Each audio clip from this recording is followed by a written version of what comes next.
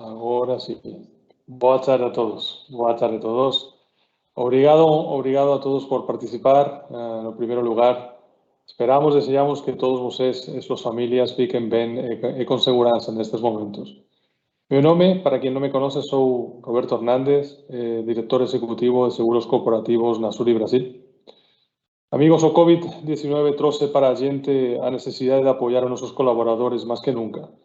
Pandemia está dando forma a un nuevo contrato social y precisamos achar novas formas de proteger nosas postas de traballo.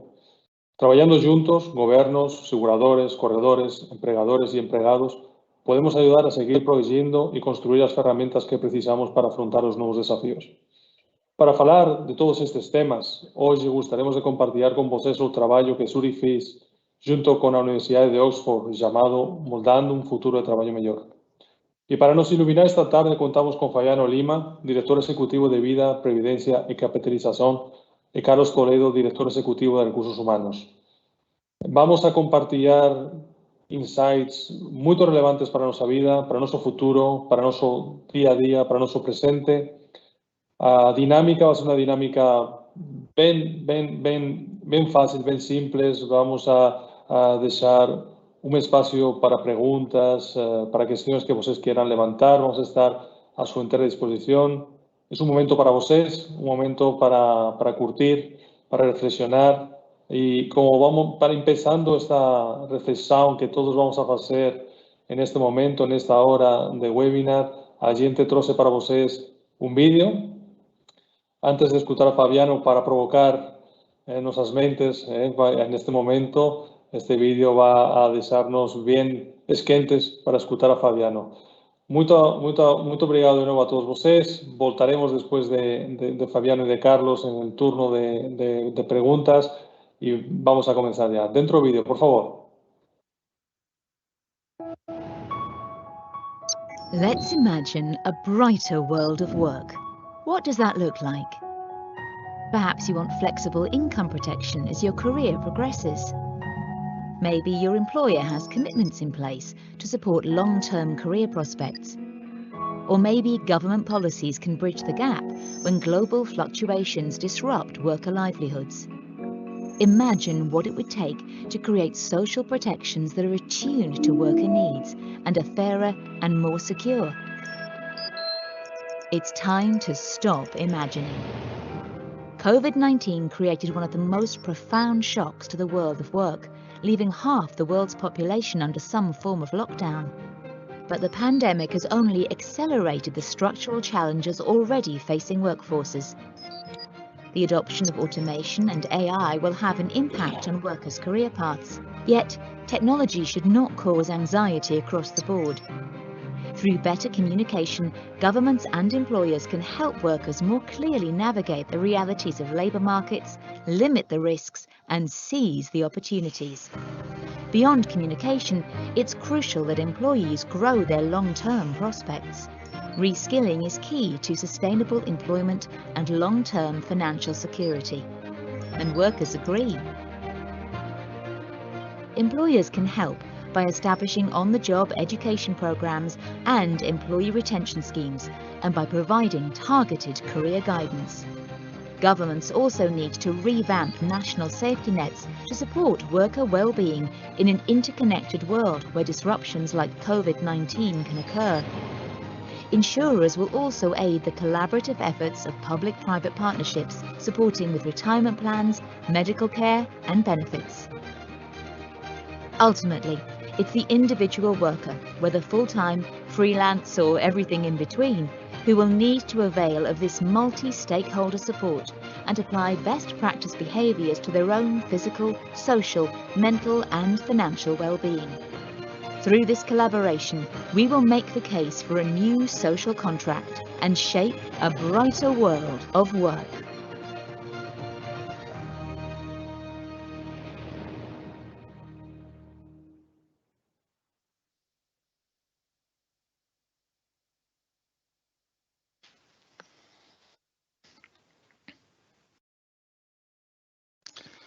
Olá, muito boa tarde.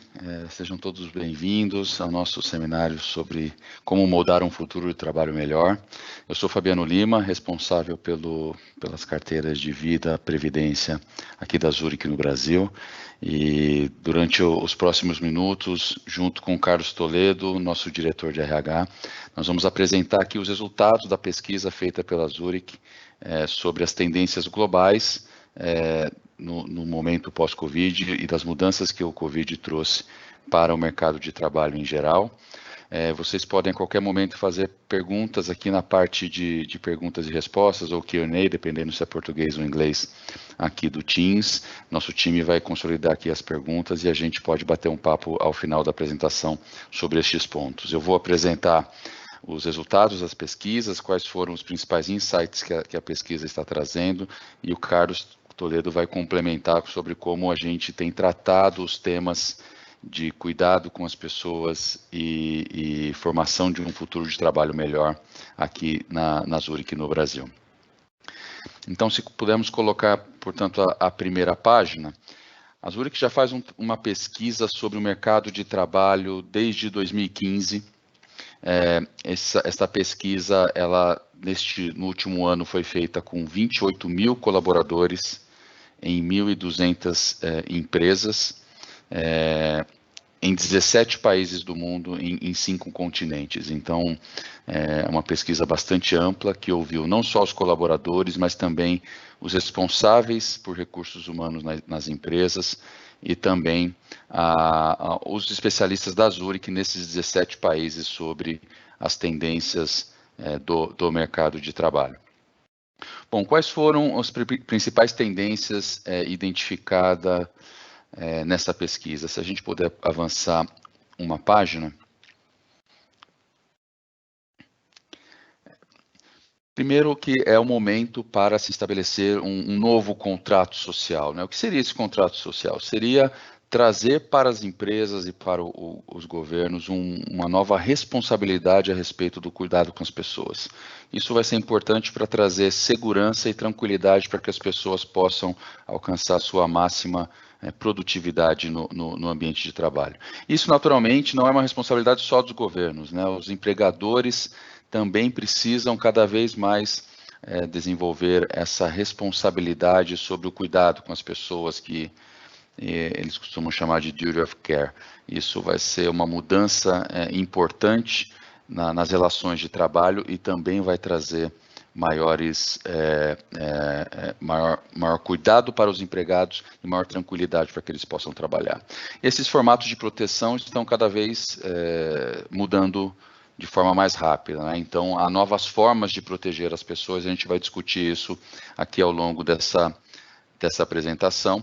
E a revolução digital, que foi bastante acelerada durante esse período de pandemia do Covid-19, ela traz impacto não só nas operações das empresas, mas principalmente na forma como os empregados interagem nas suas atividades profissionais. Então, aqui, os empregadores também são capazes de contribuir nesse mundo onde a revolução digital se acelera rapidamente, as pessoas precisam estar preparadas para esse novo formato de fazer negócios. Essa pesquisa, a gente trouxe aqui alguns insights dela, alguns principais pontos do resultado dessa pesquisa, e ela já está disponível na página da Zurich, zurich.com.br, e a gente vai colocar o link aqui também na parte de perguntas e respostas, tá? Quais foram os principais resultados aqui? Então, vou começar com um resumo dos principais achados aqui das pesquisas, né? Primeiro, que os millennials buscam um contrato de trabalhos alternativos e principalmente mais flexíveis. Então, vai ser importante para os empregadores ter formatos mais flexíveis de trabalho, seja do ponto de vista de localização, né, uma mistura entre o trabalho remoto e o trabalho presencial, mas também na forma como esses contratos são estabelecidos, né? Então, novas formas de contratação de pessoal podem estar surgindo aí depois desses efeitos recentes. A revolução tecnológica traz um impacto bastante grande aqui nas relações de trabalho. 77% das empresas pesquisadas dizem que a tecnologia trouxe alterações profundas em pelo menos 50% das suas operações, ou seja, metade das suas operações nos últimos 18 meses foi impactada pelos avanços tecnológicos, e isso naturalmente também impacta a relação empregado-empregador durante a sua atividade profissional. É importante, agora na terceira caixinha, ter também uma personalização dos benefícios para os funcionários. As necessidades das pessoas são diferentes, os formatos de famílias são muito diferentes, são muito variados, e os benefícios devem ser suficientemente flexíveis e personalizáveis de forma a acolher essas diferentes necessidades familiares e necessidades também individuais desses empregados. Isso também é um ponto bastante reforçado pelos empregados consultados na pesquisa. Os empregados esperam das companhias uma contribuição na capacitação relacionada à tecnologia. Então, eles se sentem pressionados a se atualizarem e eles não se sentem capazes de promover essa atualização ou alcançar essa atualização na velocidade que gostariam. Então, eles esperam que as empresas os ajudem a buscar essa capacitação. Então, é um pouco dos nossos objetivos aqui como empregadores também. O Covid trouxe com seu efeito bastante drástico e surpreendente e rápido, ele trouxe a necessidade de alguns programas governamentais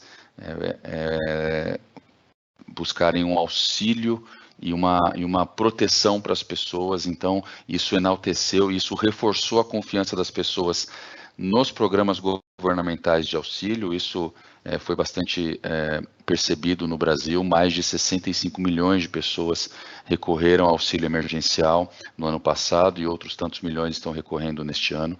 Então, isso foi algo que fez bastante diferença para levar certa segurança para as pessoas. Não foi uma exclusividade brasileira, e o que se espera é que não só os governos sejam capazes de levar esse auxílio, mas também as empresas. Então, esse novo contrato social, ele passa pelo empregado, ele protege o empregado, mas ele passa pelos governos e também pelas empresas. Aqui estão, portanto, os primeiros grandes achados, os principais grandes achados dessa pesquisa.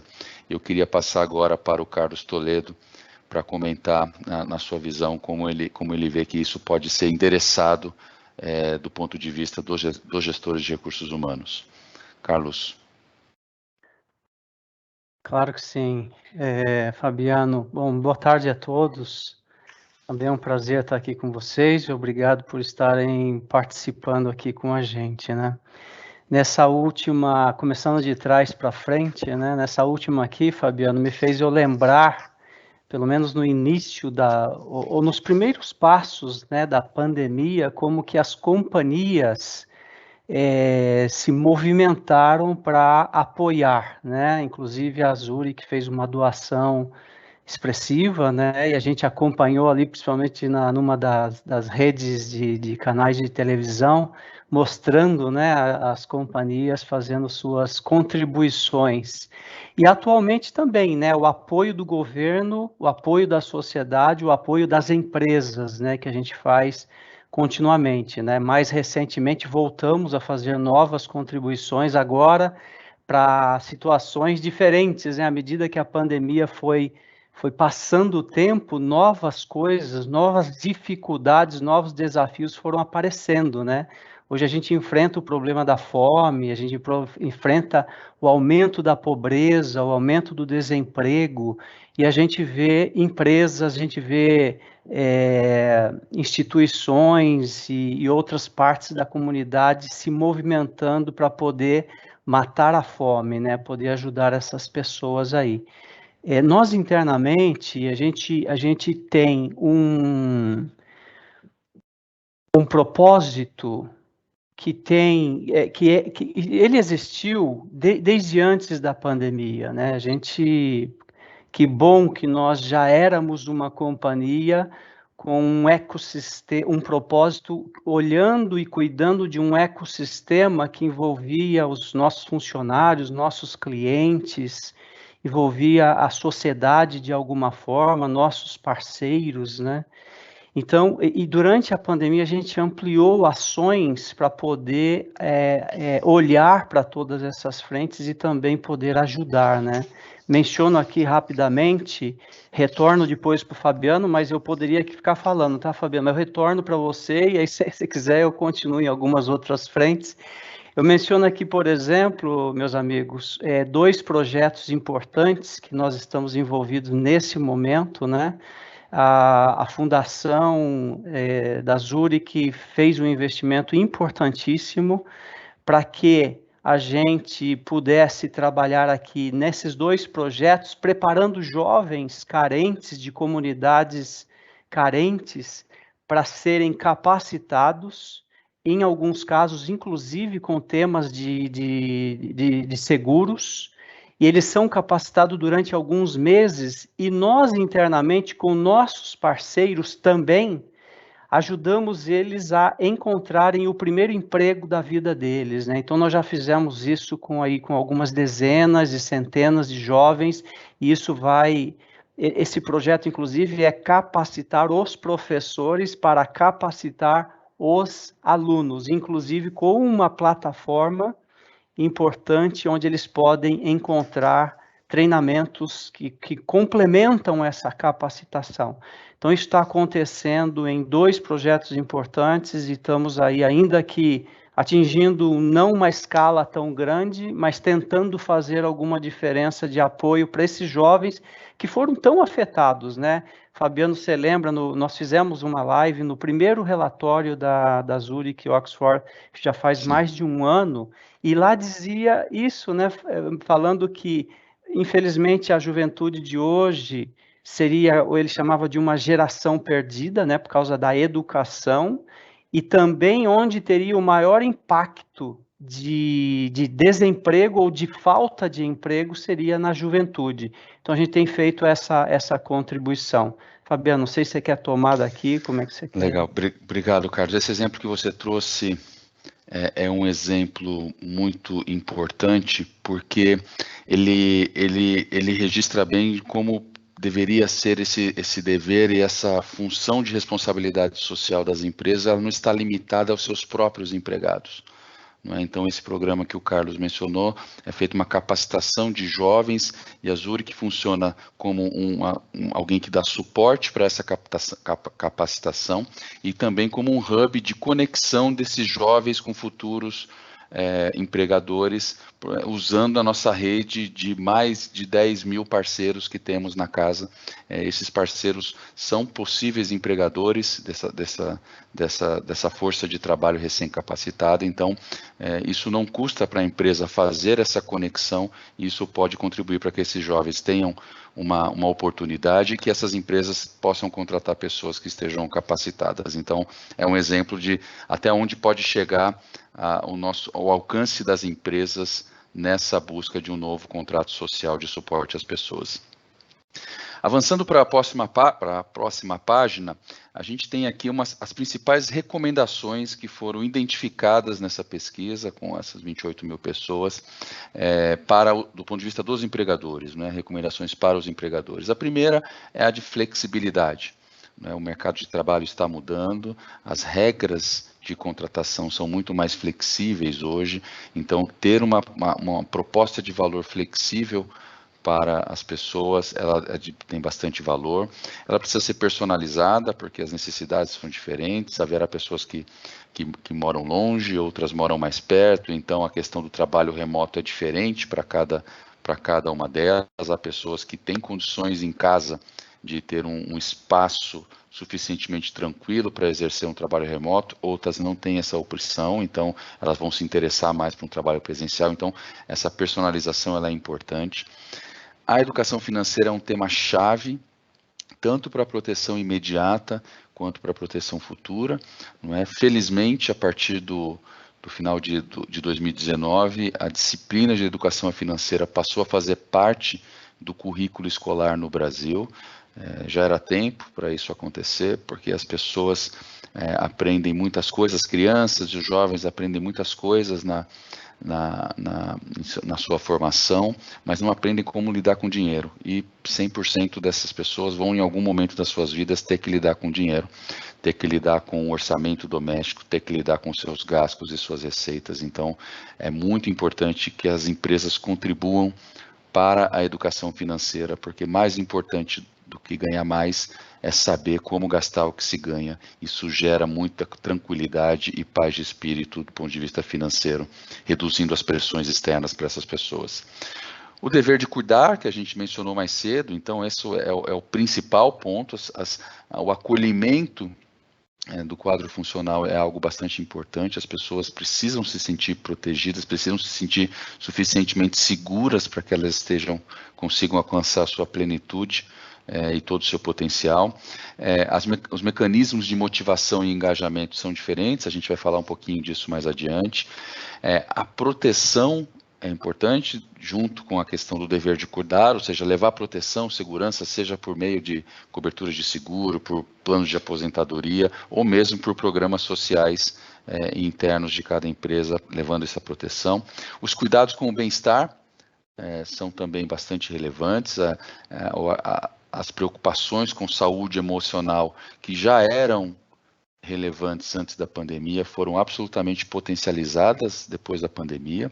As pessoas, vamos mostrar uma página falando sobre isso, as pessoas tiveram um forte impacto emocional nesse período.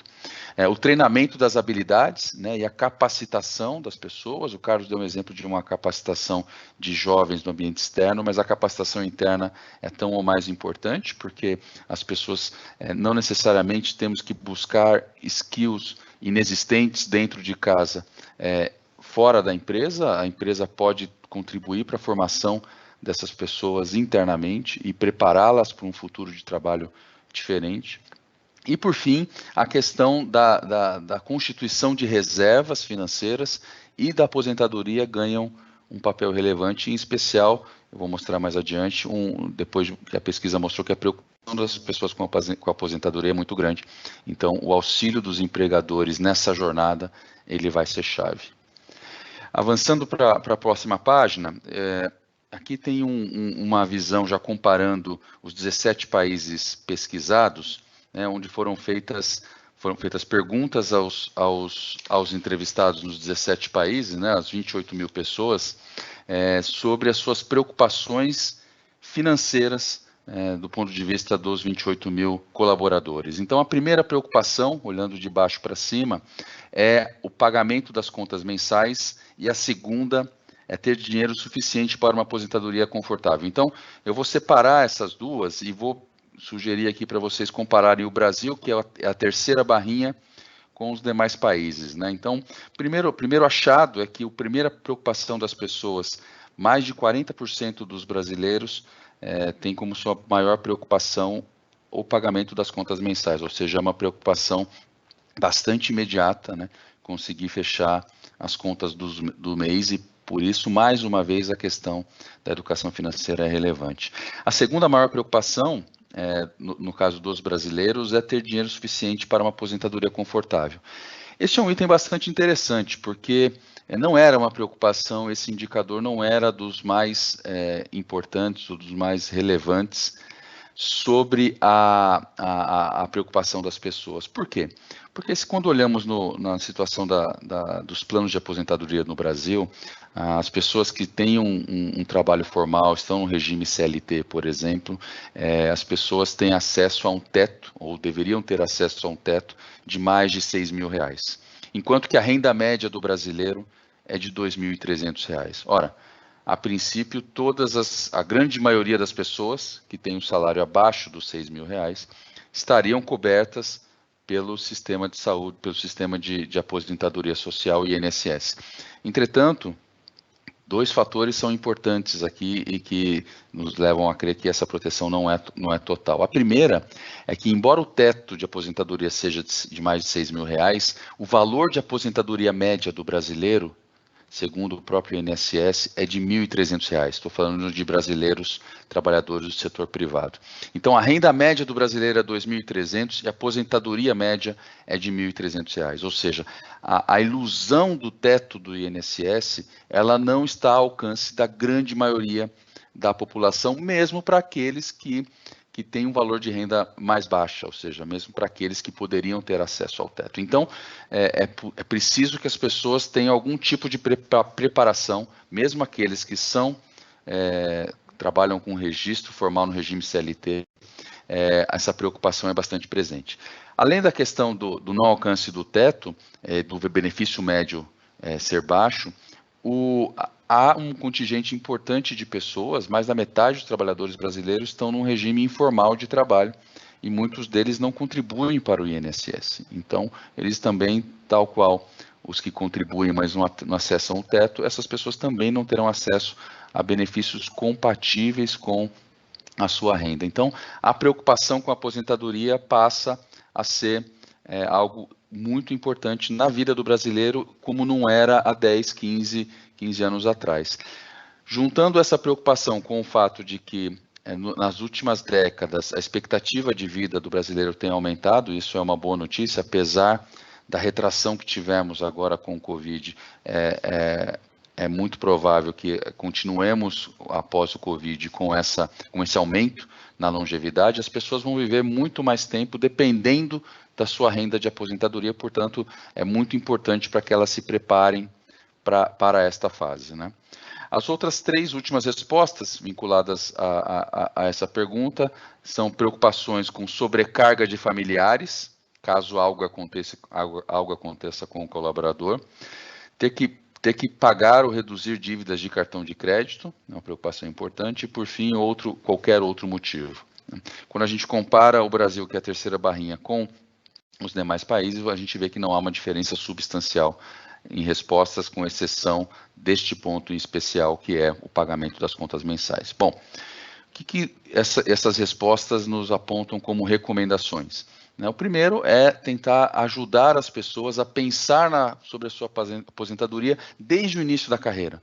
É difícil um jovem hoje, com 18, 19, 20 anos, começando uma carreira, já querer falar sobre a sua aposentadoria. Mas é importante que ele seja abordado e ele seja convidado a refletir sobre isso, porque nas projeções financeiras que fazemos sobre a aposentadoria, faz uma diferença enorme começar muito cedo. Vou dar um exemplo. Para uma pessoa que quer se aposentar com 35% da sua renda aos 65 anos, se ela começa a contribuir aos 25 anos, ela tem que contribuir com 7% da sua renda. Portanto, contribui com 7%, se aposenta recebendo 35% da sua renda, entrando aos 25 anos. Entrando aos 35, esse número sobe para 14%. Então, ele dobra. Quem começa a acumulação somente aos 35 anos tem que dispor de 14% da sua renda para atingir 35. Já para as pessoas que começam com 45, o número sobe para 27% da renda. Ou seja, quem começa com 45 anos, portanto, vai acumular por 20 anos até a aposentadoria aos 65, eles vão ter que contribuir com uma fatia da sua renda que pode ser que seja muito mais difícil que ele consiga acomodar o resto da despesa no restante da sua receita. Então, é muito importante que essas pessoas, que esses novos trabalhadores sejam abordados o quanto antes, até com a possibilidade de ter algum cadastro mais automático e simples no momento da contratação desses empregados, seria uma forma de auxiliá-los. Além disso, os empregadores podem contribuir na ajuda para escolhas adequadas, né? Soluções que sejam soluções efetivas, né? Faz toda a diferença ele estar num investimento adequado ao seu perfil de investidor, para que ele tenha conforto durante esse longo prazo de acumulação de que ele vai ter a melhor rentabilidade possível, considerando o seu perfil de risco. Então é importante, por exemplo, não deixar que as pessoas, numa certa onda de valorização da Bolsa, por exemplo, fazer com que as pessoas invistam, que estão começando a investir para a aposentadoria, invistam tudo na Bolsa, sem ter um perfil de investidor da Bolsa, sem ter o apetite suficiente a esse tipo de risco. Então, as empresas podem ajudar nessa orientação. Em especial para os funcionários de renda média e baixa, que são aqueles que eventualmente têm uma menor acesso à informação de provedores terceiros. Tá?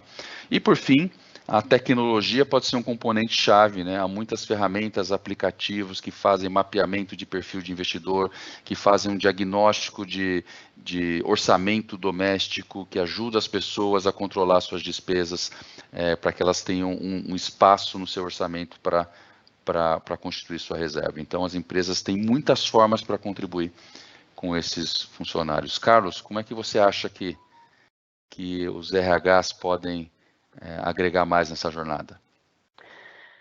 Claro, tem bastante coisa boa. Nós temos um programa de equilíbrio, né? Equilíbrio de vida, de trabalho para os funcionários e que em algumas medidas, alguns benefícios se estendem inclusive para as suas famílias. E dentro desse programa, a gente tem um programa de orientação financeira, né, para as pessoas saberem fazer uma melhor administração de seus recursos. Na companhia, nós temos também um plano de previdência bastante atrativo, com uma contribuição da empresa substancial. Temos incentivos para as pessoas participarem. Então, isso ajuda, né? E nós temos uma população bastante jovem, onde nós incentivamos eles desde jovem, já começarem a se preparar para o futuro, né? Uma aposentadoria que agora é um pouco mais longa, e num ambiente de trabalho muito mais desafiador, né? Talvez a aposentadoria hoje com 65 anos, nós esperamos que muitas pessoas trabalhem até 65 ou mais, mas talvez alguns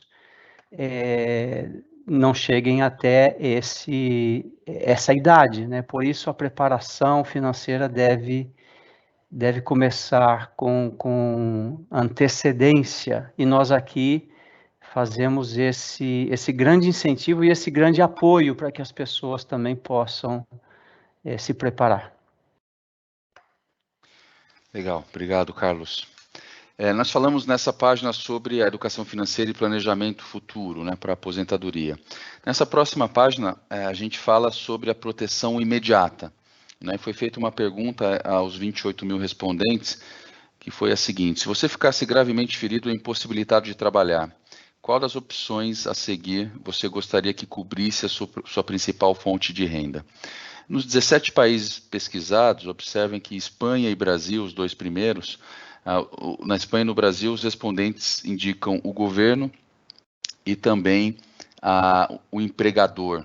Ou seja, se você somar ali no Brasil, 15, temos 63% das pessoas estão acreditando essa responsabilidade exclusivamente ao empregador e ao governo, enquanto em outros países, como nos Estados Unidos, Hong Kong e Malásia, as pessoas acreditam a uma seguradora esta responsabilidade, ou seja, elas têm algum tipo de proteção contratada para isso. Não é? Então, aqui há um espaço também, do ponto de vista da educação financeira, para que as empresas possam orientar as pessoas a também buscar sua proteção. Né? Uma forma de buscar sua proteção imediata, obviamente, é a constituição de uma reserva de emergência, mas há outros mecanismos. Né? E para que as pessoas conheçam esses mecanismos, as empresas podem ajudar a educar as pessoas sobre os riscos que elas enfrentam, por exemplo, o risco de um acidente que vai gerar um afastamento de mais longo prazo. Caso as pessoas, por exemplo, sejam pessoas que estejam acima do teto do INSS e estejam afastados, elas terão um benefício limitado ao teto, e isso pode não ser suficiente para cumprimento de todos os compromissos. Então, é importante que as pessoas entendam quais são esses riscos e quais são os mecanismos para ajudá-los a mitigar esses riscos. Podem ser uma pólice de seguro, uma reserva de emergência ou algum outro tipo de mecanismo de liquidez que o ajude a recorrer a recursos no momento de emergência. Né? O advento do Covid-19, né, o efeito da pandemia, trouxe uma maior receptividade das pessoas em relação a estes riscos. Né? Então, durante a pandemia, nós fomos convidados a refletir sobre riscos sobre os quais a gente não refletia antes no dia a dia, não é? O risco de desemprego certamente assustou a grande maioria dos trabalhadores, ou pelo menos preocupou a grande maioria dos trabalhadores, né? O risco de morte de um familiar também passou a ser parte da agenda das pessoas, na medida que, obviamente, o noticiário estava falando todo dia sobre a quantidade, continua falando diariamente sobre a quantidade de mortes. Então, este momento é uma oportunidade do empregador convidar os seus funcionários, os seus empregados à reflexão e apontar para eles alternativas, né, como essas que eu mencionei, uma proteção por seguro, que não necessariamente precisa ser custeada pelo empregador, mas o empregador pode servir como uma interligação entre a companhia protetora, a seguradora e esse empregador, com programas que podem estar disponíveis para eles na intranet, e eles podem se proteger por intermédio deles. Tá? Então, essa aqui talvez as duas principais recomendações identificadas nessa página. Se pudermos avançar para a próxima, né, a gente começa a falar um pouquinho sobre o dever de cuidar e do bem-estar, né? Alguns estudos recentes que foram corroborados com essa pesquisa indicou que mais de 37% das pessoas sofreram algum tipo de sinal de ansiedade durante a pandemia, né? 37%, é um volume, mais de um terço da população, é bastante coisa, né? Mais de 45% dos adultos sentiram algum efeito prejudicial à sua saúde mental. Quase metade das pessoas, portanto, tiveram preocupações com sua saúde mental. E 70% das pessoas disseram que este período, do ponto de vista profissional, foi o mais estressante das suas carreiras. Então, a pressão emocional que as pessoas sofreram foi muito grande, e isso gera nas empresas uma necessidade de acolhimento e de cuidado com as pessoas. Ainda mais agora, onde ainda temos muitas pessoas trabalhando em situação de home office, ou home working, ou trabalho remoto, e fica mais difícil a identificação de algum tipo de dificuldade pela qual o empregado esteja participando. Portanto, não só a ajuda para aqueles que precisam de algum suporte vai ser importante, mas principalmente a atuação na identificação de eventuais dificuldades ou eventuais desafios que as pessoas estejam passando também vai ser um papel importante, vai ser uma tarefa importante dos RHs. Aqui, como recomendações ficam principalmente, o primeiro, a oferta de programas de bem-estar, né, que alcancem não só impactos financeiros, mas impactos físicos, mentais e sociais. A inclusão de exames preventivos de saúde nesta linha, e também academias para atividades físicas, que sempre contribuem para o bem-estar das pessoas. Planos contributivos de assistência ao empregado, para que ele tenha um apoio seguro e confidencial em caso de alguma crise familiar. Ter muito cuidado e muito acolhimento e muito respeito às pessoas que estão passando por algum tipo de problema mental, problema físico. Esse acolhimento é um passo muito importante nessa jornada. E, por fim, ter alguma cautela com dispositivos que monitoram a saúde e monitoram o trabalho das pessoas, né? Porque esses dispositivos podem causar mais pressão, podem causar mais estresse. Então, não necessariamente ter um monitoramento contínuo vai trazer paz para as pessoas, porque isso pode ser um mecanismo de pressão. Carlos, como é que você vê essas recomendações? Eu acho elas super importantes. Me fez lembrar também que no início da pandemia e no primeiro relatório da Oxford com a Zurich, e a gente estava nos primeiros passos da pandemia e nós não tínhamos uma ideia do impacto real que isso teria, né, em tantas coisas. E naquele relatório lá atrás, eles já afirmavam que a pandemia teria um impacto emocional, mental, físico, financeiro, e que isso aconteceria.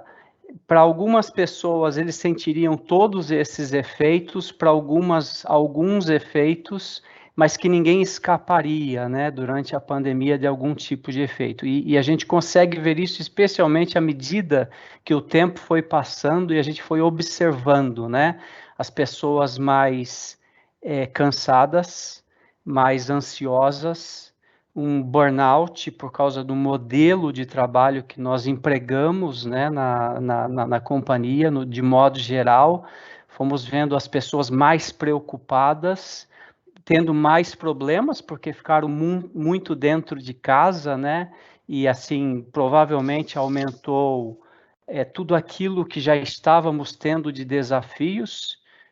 Talvez alguns vícios aumentaram, alguns problemas de relacionamento familiar aumentaram uma série de preocupações. E nós, como empresa, e muitas empresas fizeram isso, começamos a avaliar essas situações, né? Começamos a monitorar essas situações e começamos a desenvolver internamente uma gestão de empatia, né? Uma gestão de menos controle e supervisão e mais de confiança, de empatia e, voltando no que o Fabiano já mencionou atrás, de mais de cuidado, mais de ajuda, mais de proteção, né? E a companhia, obviamente, entra, então, depois de algumas observações, com uma série de coisas que acabamos de mencionar aqui, né? Programa do PAC, para as pessoas acessarem e serem acolhidas quando tem um momento difícil de uma questão mental, a psicologia da vida, que as pessoas vão poder acessar psicólogos através de uma plataforma, meditação, nós fizemos aqui, telemedicina, e outras coisas que trouxeram tranquilidade para as pessoas, né? Por exemplo, não demita, né? O ano passado, a maioria das empresas entraram com 2 meses de não demita, a Zurich fez 3 meses. Durante a semana de Natal, a gente além do Natal e a véspera, nós demos todos os demais dias daquela semana para as pessoas descansarem e relaxarem um pouco. No Carnaval, nós também ajudamos com os dias, além de muitos benefícios que nós disponibilizamos, inclusive para as famílias, né? As lives que nós fizemos uma com a Monja Cohen, também nesse tema, né, tentando ajudar as pessoas a tranquilizarem.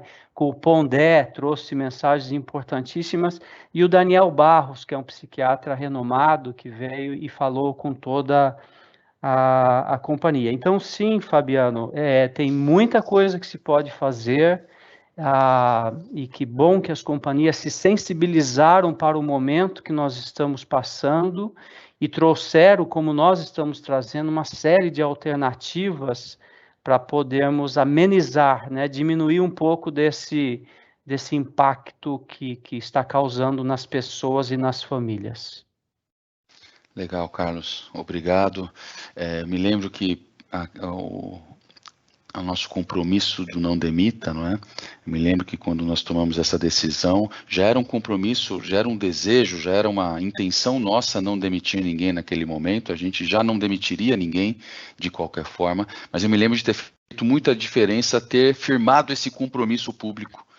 As pessoas se sentiram muito mais seguras com aquele compromisso, e essa decisão, nas pesquisas internas, foi uma das mais valorizadas por eles, não é?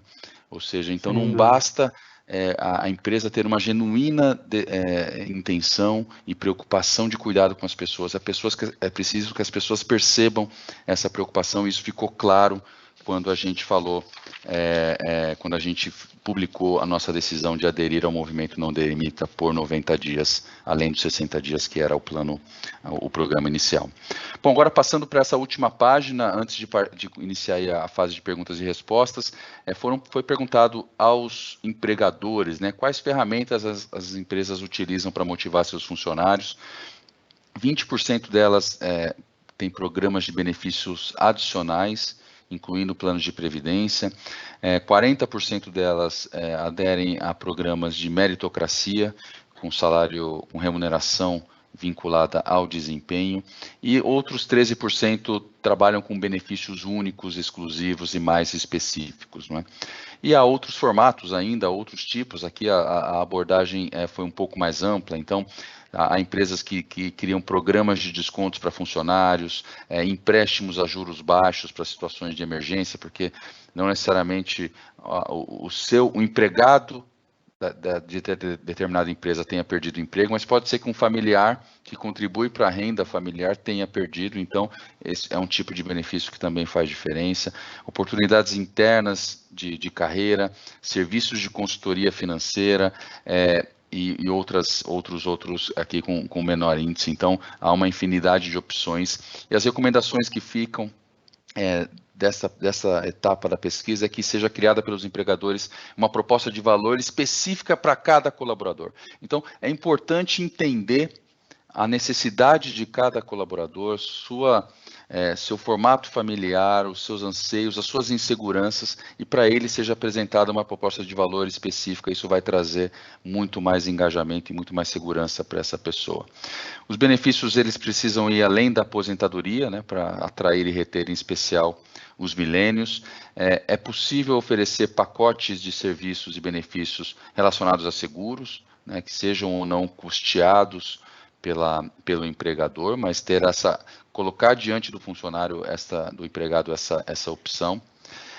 Acordos de trabalhos mais flexíveis e não necessariamente convencionais para acolher quem tem esse tipo de desejo. Ter um certo cuidado, a gente falou nas páginas anteriores sobre as preocupações e o auxílio que as empresas podem ter na capacitação e no treinamento das pessoas. Isso pode ser um motivador, mas isso não pode ter uma intensidade desmedida, de tal forma que gere mais pressão e mais ansiedade nas pessoas. Então, a dosagem vai fazer todo sentido, fazer o treinamento mais adequado e menos intenso, com a intensidade adequada, para que as pessoas tenham tranquilidade para cumprir essa jornada de preparação.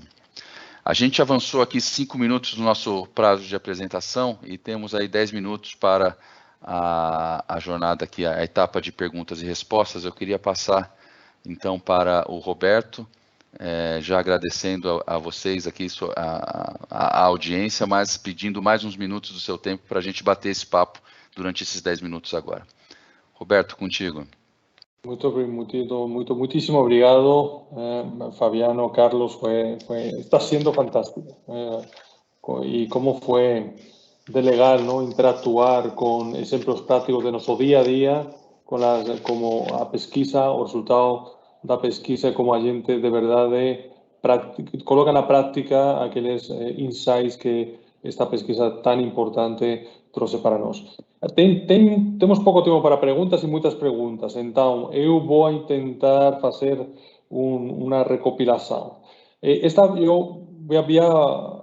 vou juntar duas em uma para Carlos. Carlos, com base nas informações apresentadas no relatório da Zurich e na Oxford, como nós, a Zurich Companhia de Seguro, está se preparando para o futuro e como a Zurich está vendo o futuro? Muito bem, Roberto. Essa é uma excelente pergunta, só que a resposta dela demoraria aqui umas 5 horas de conversa. Deixa eu tentar aqui ser o mais objetivo possível. O futuro do trabalho, na verdade, não é um futuro, né? Já estamos vivendo esse futuro em muitas coisas. Obviamente que outras nós estamos planejando, que tem muito a ver com o retorno aos escritórios. Então, o futuro do trabalho envolve esse trabalho remoto, que a gente vai praticar um trabalho híbrido. Ele envolve um trabalho com os aspectos do que o Fabiano ensinou, o que é que a legislação vai trazer de oportunidade na flexibilização.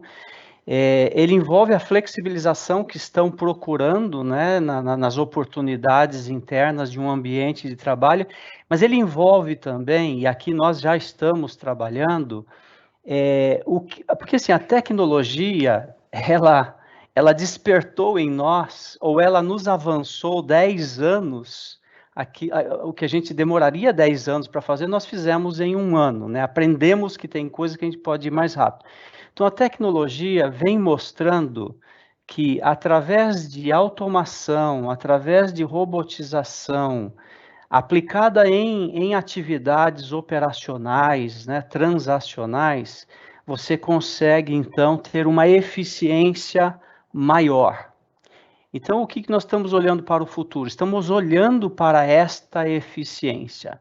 E o que acontece na eficiência? Ela muda funções. Algumas são, parte da atividade são transferidas, outras são adquiridas e, na verdade, tem função que são eliminadas.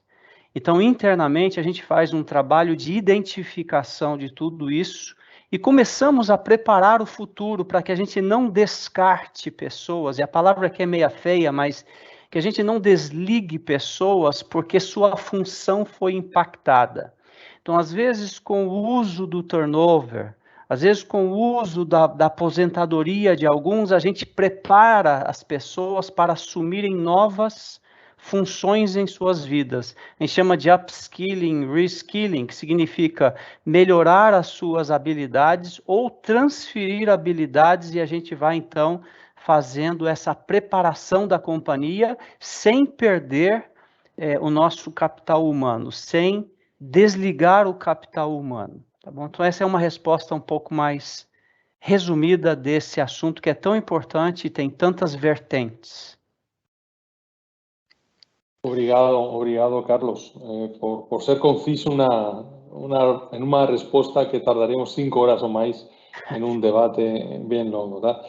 Fabiano, eu sei que a pregunta que vou fazer agora para você é fácil porque você é um apaixonado deste tema, que é a educação financeira.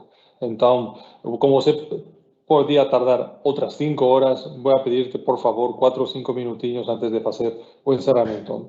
Nós mencionamos, Fabiano, na pesquisa, a necessidade da educação financeira de todos nós, não? Como você acredita que as empresas e empregadores possam contribuir para aumentar a educação financeira no Brasil? Olha, Roberto, de muitas formas, né?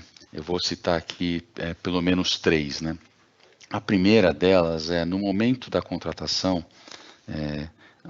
é uma oportunidade importante para as pessoas, para o RH principalmente, de apresentar os benefícios que a empresa tem e de como aqueles benefícios podem impactar e podem trazer segurança para a vida daquelas pessoas, né? Então, as pessoas, por exemplo, as empresas que oferecem um plano de saúde, as pessoas se interessam muito pelas coberturas, qual é a rede referenciada coberta, mas, por exemplo, quando se depara com um plano de previdência, ela não faz as mesmas perguntas, porque ela entende, principalmente os mais jovens, que aquilo não é uma necessidade para si. Então, nesse primeiro contato, deixar claro qual é o benefício daquele tipo de proteção, o benefício de um seguro de vida que essa pessoa tem, a proteção que um seguro de vida leva para a família daquele novo empregado, que é bastante relevante. É importante que as pessoas entendam e valorizem e utilizem ao máximo,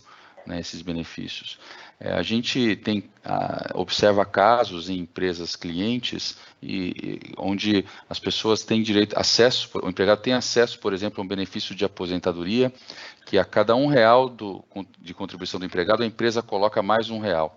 Ou seja, não há nenhum tipo de investimento seguro e legal que seja melhor do que esse, né? Eu coloco alguém vai lá e coloca mais para contribuir para a minha aposentadoria.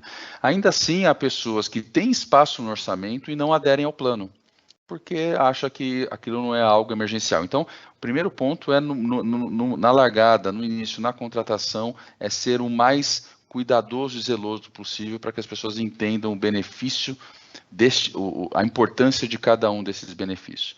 Segundo, o governo federal, por exemplo, tem uma iniciativa nacional de educação financeira, onde essa empresa pode se interligar e utilizar desses mecanismos e ferramentas.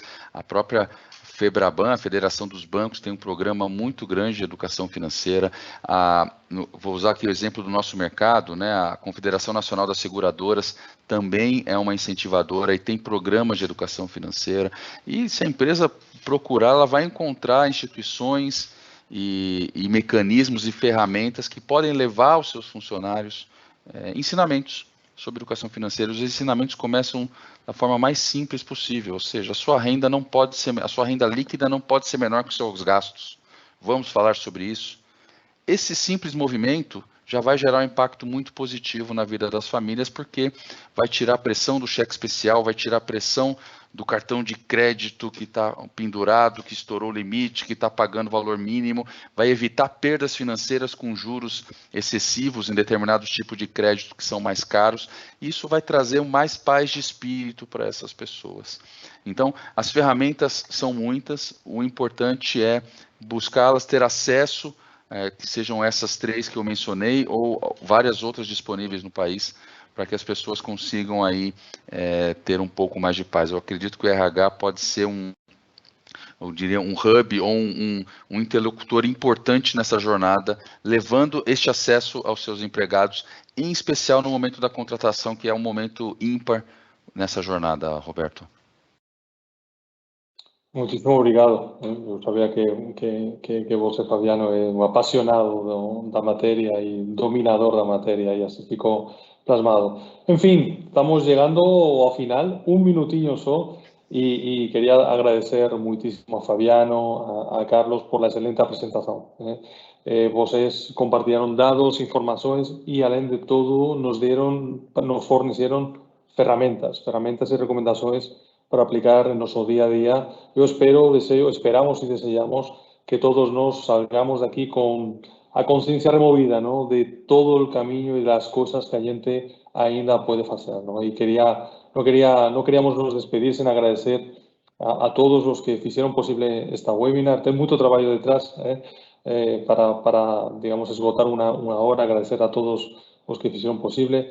No chat da webinar vocês consiguen achar o link para descargar o relatorio completo, un relatorio muy interesante, con muchas sesões, con muchas recomendaciones, y obrigado, por supuesto, a todos vocês por nos acompañar hoy más una vez en un evento de Zurich que compartía con todos vocês. Y finalmente, gustaríamos desde a Zurich desear a todos vocês mucha salud y que se cuiden, la seguridad. Estamos ya saliendo de esto, más ainda tenemos que esperar un poquillo más. En breve estos eventos vamos a poder voltar a compartir presencialmente, poder tomar un refrigerante, un vino, que sea un agua, para compartir los insights más relevantes de forma presencial. Así que desde aquí encaminamos un abrazo muy grande a todos vocês y nos volveremos a ver en breve con otra webinar, con otra materia bien relevante también. Un abrazo para todos.